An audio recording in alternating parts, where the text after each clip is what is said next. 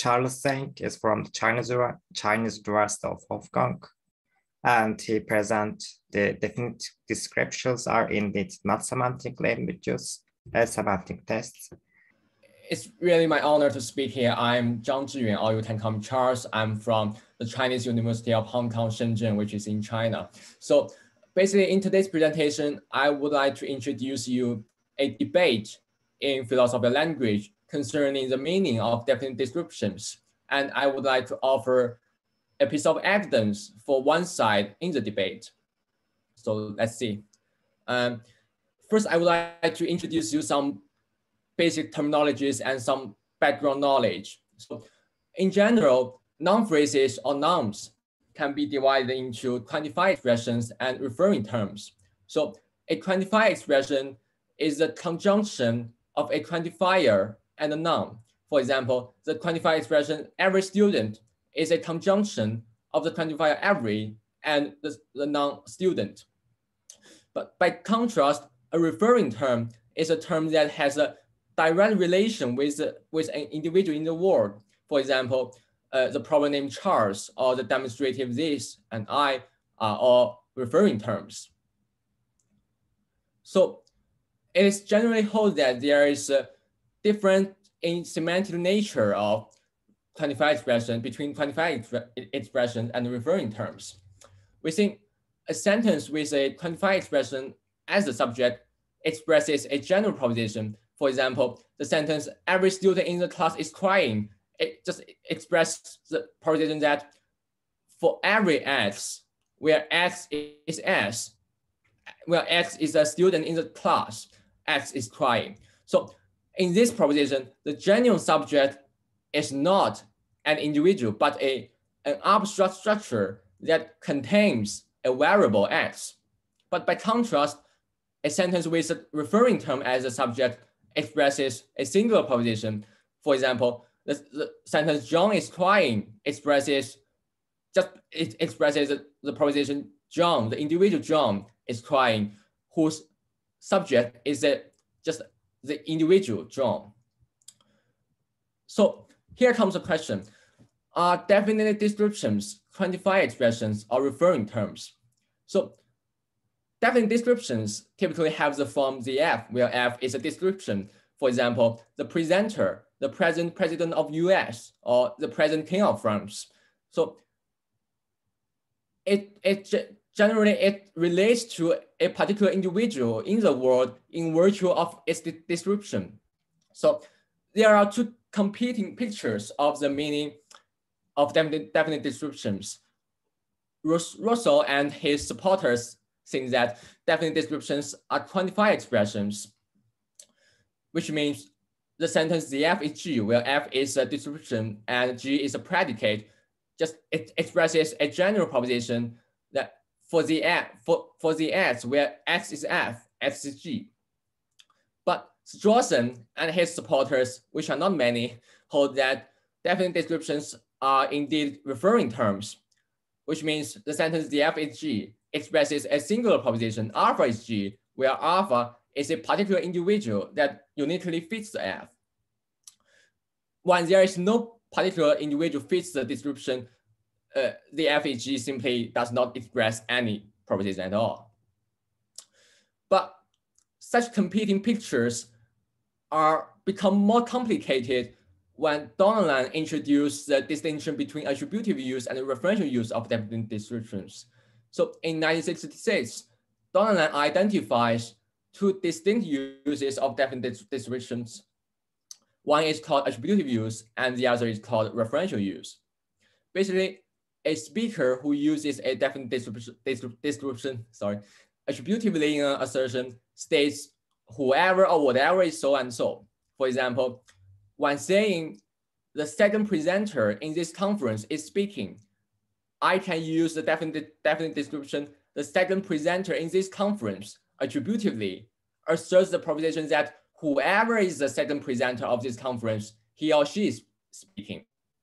But by contrast, a speaker who uses a definite description referentially in an assertion can just use it as a tool to enable his or her audience to know which one is he or she wants to talk about.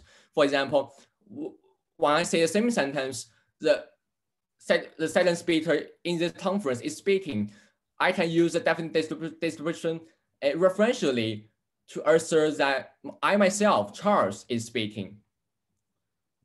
So a natural reaction would be perhaps Russellian and Straussian views are both partly correct. Maybe in attributive use, the sentence the F is G expresses a general proposition that for the F where X is F, X is G. But in referential use, the sentence the F is G just expresses a singular proposition that alpha is G, where alpha is the particular individual that uniquely fits F. But the problem will become more complicated if we are aware of the sentence speaker distinction. So Grice draws a distinction between sentence meaning and speaker meaning. I think his motivations partly come from the observation that in some contexts, by saying a proposition P, the speaker can nevertheless implicate another proposition Q. And such cases are quite common in irony. For example, when you didn't do a good job, I can say, you really did a good job, but nevertheless mean you did a terrible job. So we call the meaning of the proposition said to be sentence meaning, and the meaning of the proposition conveyed or meant by the speaker meaning. So under the light of the distinction between sentence meaning and speaker meaning, Gresham pragmatism wants to preserve the Russellian picture of the meaning of definite description at the semantic level. So they argue that in both attributive and referential uses, the sentence the F is G expresses a general proposition that for the X where X is F, X is G. But to accommodate our intuition that in referential use, the speaker conveys a single proposition, they also claim that in referential use, the speaker nevertheless conversationally implicates or means a singular proposition alpha is G. It would be natural or good for us to just use our intuition to settle down the debate between referentialism and Gresham pragmatism. But it turns out that we can hardly do so. This is because both referentialism and Gresham pragmatism can explain our intuition on the proposition conveyed by the speaker in both uses of definite descriptions. This is, both referentialism and Gresham pragmatism have or make the same prediction. First, in attributive use, the speaker conveys a general proposition, and second, in referential use, the speaker conveys a singular proposition. So if you cannot see this point, to remind you, and this is because for referentialism, the proposition conveyed by the speaker is the proposition expressed by the sentence, which diverges in attributive use and referential use. But for Gresham pragmatism, the proposition conveyed by the speaker is actually the proposition implicated or meant by the speaker, which also diverges in attributive use and referential use. So, but I think it is still possible for us to use intuition to settle down the debate, or at least push the debate forward. But so what we need to do is that to shift our intuition to the semantic level, where, or in other words, the proposition expressed by the sentence, where referentialism and Gresham pragmatism make different predictions. But it turns out that it would be hard for us to do so. And thus we need to take a somewhat indirect approach. And now some background knowledge is needed, but it's quite simple. It is trivially true that the proposition expressed by the sentence R but not R is G, where R is a referring term, runs into a self-contradiction, or we say semantic contradiction. This is because this sentence just expresses an analytically false proposition. But by contrast, if I say P, but I do not believe P. The sentence P, but I do not believe P does not create any semantic contradiction. But by saying so, I put myself in a kind of pragmatic inconsistency, because if one believe P, if one do not believe P, he or she would not say P. Now, suppose a speaker uses the F referentially, conveying the singular proposition alpha is G by saying the F is G, where alpha is a particular individual that uniquely fits F. Now further consider the sentence, the F but not alpha is G. We call it S. I argue that referentialism predicts that this sentence is semantically contradictory, but Gresham pragmatism predicts that this sentence is not semantically contradictory. So this is because for referentialism, when we use the F referentially, the semantics of the F is just the individual alpha. So the sentence, the F and alpha is G for referentialism, is simply, it expresses the proposition alpha, but not alpha is G, which like we mentioned before, is semantically contradictory. But Gresham pragmatism, it does not claim the meaning of the F is the particular individual alpha in referential use. So that they does not claim it is semantically contradictory. So to better utilize our intuition to see which one makes the correct prediction, it would be helpful to introduce an example. So consider this case. Suppose it is Michael and Charlie's common knowledge that the murderer of Smith is Jones. Now further suppose that Jones has been caught by the police and brought to the trial. So seeing Jones' weird behavior at the trial, Michael points to Jones and says, the murderer of Smith is insane, intending to assert the singular proposition Jones is insane. Now, if Michael instead says, the murderer of Smith, but not Jones, is insane, we call it S1. It seems that S1 is not semantically contradictory, but pragmatically contradictory. To better see this, let us consider its variant S2, which is Jones, but not Jones, is insane. We can see that S2 is clearly semantically contradictory, and it is semantically different. It seems to be significantly different from S1.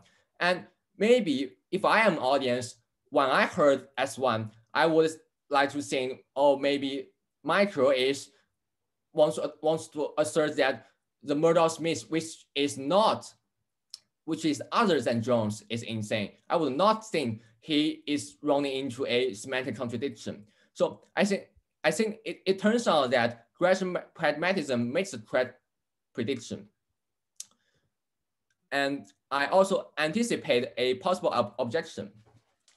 And referentialists may say, since when Michael says the sentence, the murder of Smith but not Jones is insane, he fails to use the definite description, the murder of Smith referentially to convey a singular thought of Jones. In such case, Michael does not use the definite description referentially. So therefore, the semantics of the murder of Smith detected by us is irrelevant to the debate. My reply would be such objection does not achieve its object. So it's a background knowledge that in previous, referentialists typically commit to the view that in an unsuccessful referential use of the F is semantically indeterminate, and thus the F is G does not express any proposition at all. So it is highly improbable that in the type of cases mentioned before, the F is G expresses a proposition, as we mentioned, but in all the other unsuccessful referential uses, the F is G does not express any proposition at all. Therefore, the type of cases proposed by me in my semantic test is indeed relevant to the debate and should be taken as a piece of evidence against referentialism. At least they need to explain why such cases happen. Now, I would like to draw a short conclusion. So in this presentation, I introduced the debate between referentialism and Gresham pragmatism on the meaning of definite descriptions. especially when they are used referentially. And I argue that the semantic test provides prima facie evidence for direction pragmatism. And that's the end of my speech, and I'm open for your questions. Yeah. Thank you for these interesting presentations. Now, if you have questions or make a comments, you can raise your hands in the reactions part, or you can write your questions in the chat part. So I can read your questions. I think Jonathan has a question. So oh, sorry. I said you. Okay. So thanks, first of all, for the interesting talk.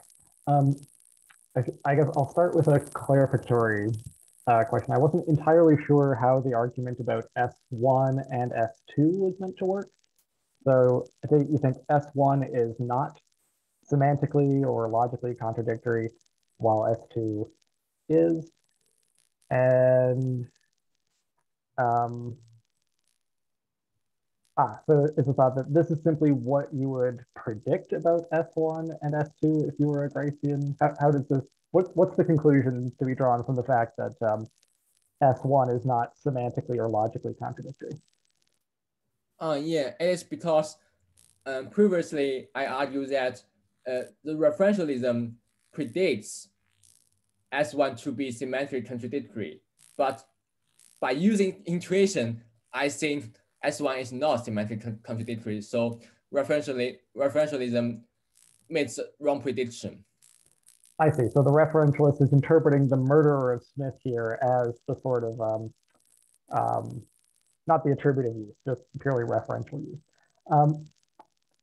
But I wanted to quote a different kind of reply to the argument that someone might make, which would be to say, well, the reason S1 isn't semantically contradictory or doesn't have the feel of a semantic contradiction is that the murder of Smith is a non-rigid description. It doesn't necessarily pick out Jones. It can pick out different people in different possible worlds.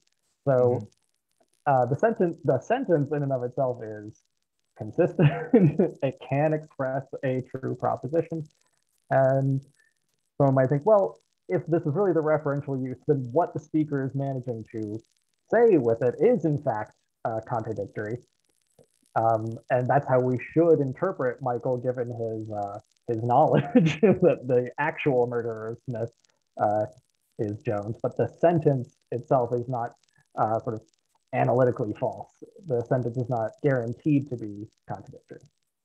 Yeah, I think actually direction pragmatism will welcome your explanation because they think exactly the definite description, the murder of Smith is a non-rigid designator because they adopt Rousseauian view, right?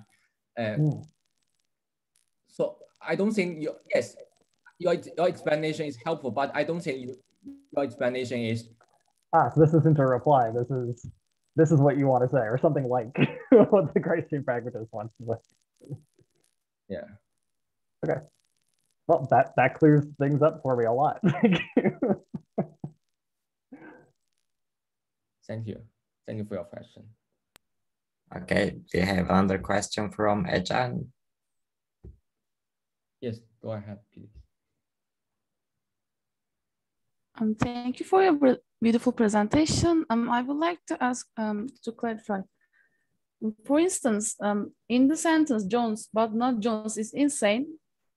What happens when the two speakers understand Jones as a different perspective? For instance, the Jones can be not one person, but two people with the same name. So my question is that even though the words are the same and actually refer the same aspect, the two same concepts could be different.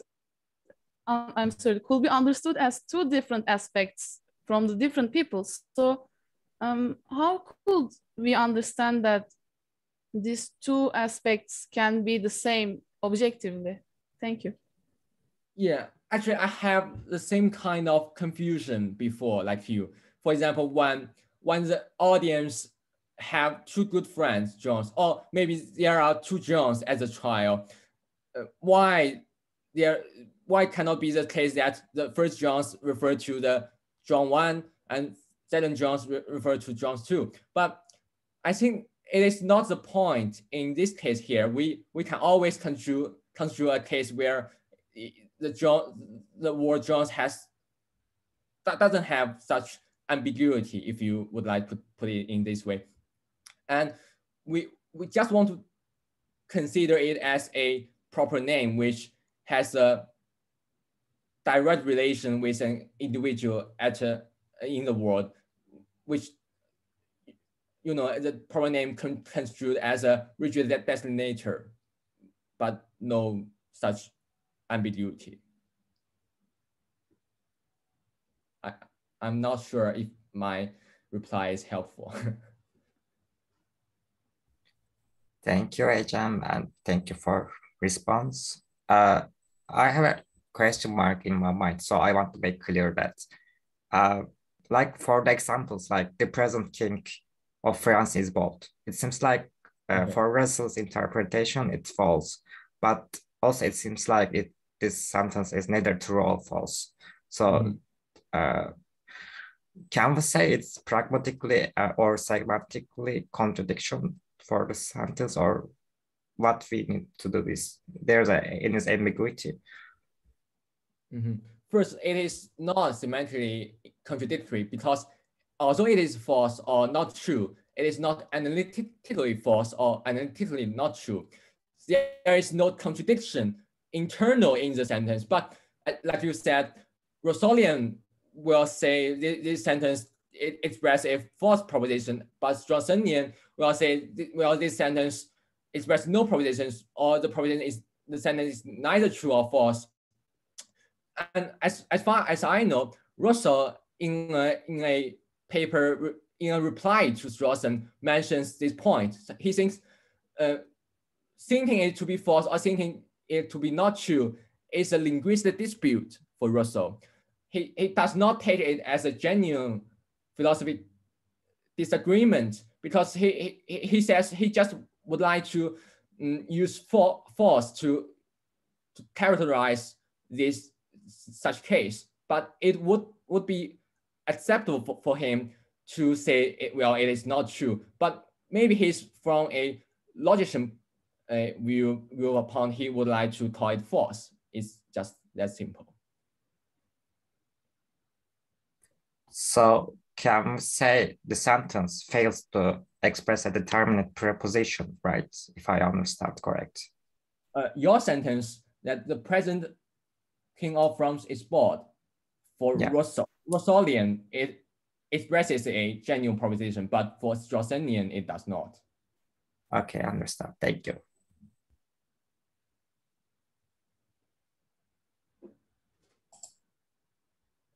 Tufan Hocam, do we have a question?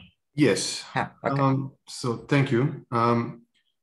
Just a quick question. So I wonder how important in this slide, how important is Michael's pointing at Jones when he says the murder of Smith is insane. So maybe okay, let's look at S1.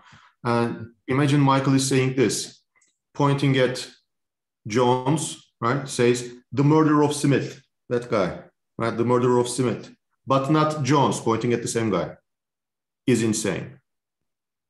So what would we say about this? This is semantically contradictory because the thing that is pointed at, is it part of the semantics? Or I know this is a big question about indexicals and demonstratives and things like that, but so now it seems like because Michael points to Jones and he says the murderer of Smith, so that means I mean that guy.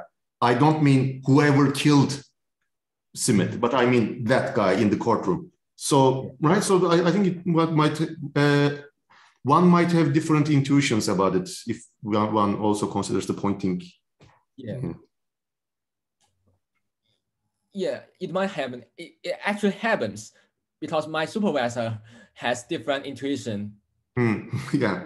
He will stand in your side. So basically my point is defended by my comparing with S1 and S2, because I think there is a significant difference between S1 and S2. But I also anticipate that, yeah, my intuition might be just wrong, and maybe you are right. Mm. But yeah, in this semantic test, I can do no more.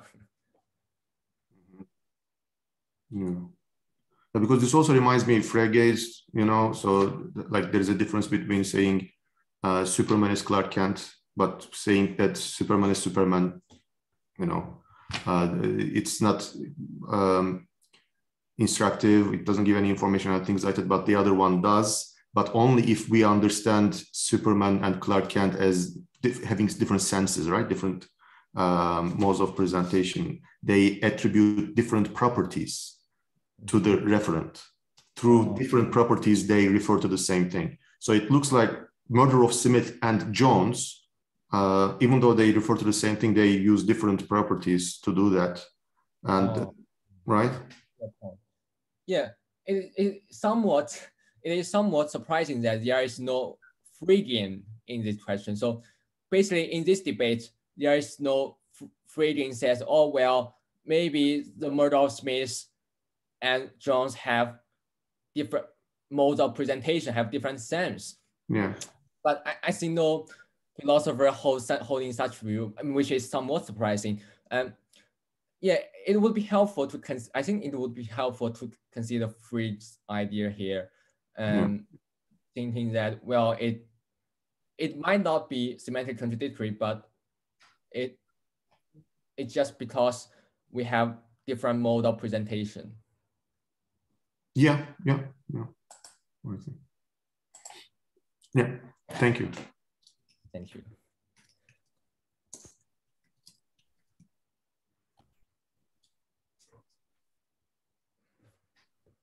I also want to analyze one more example, actually.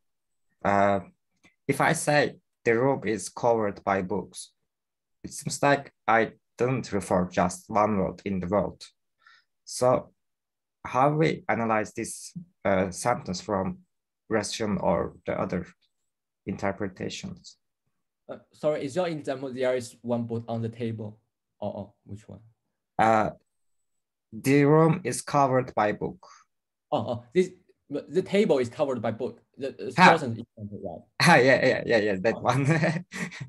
Okay, and there is multiple books on the table. So Strawson basically holds that the table, well, it is an incomplete definite description, and for Strawson, the table just means the particular table you refer to. But basically, yes, generally we think Russellian will have difficulty in explaining it because it does not provide a complete description for us to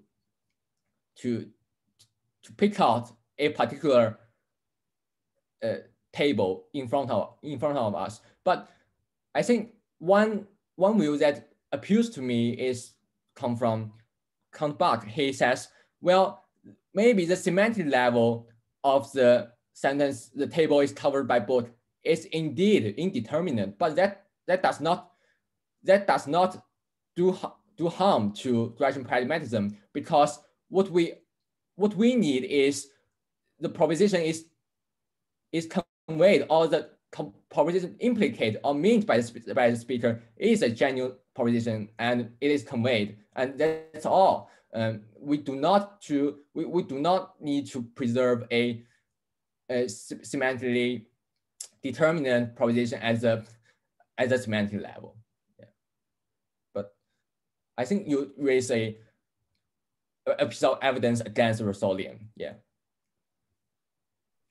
Okay, thank you for clarifying. If there is no question, I think we come to the end of the first section.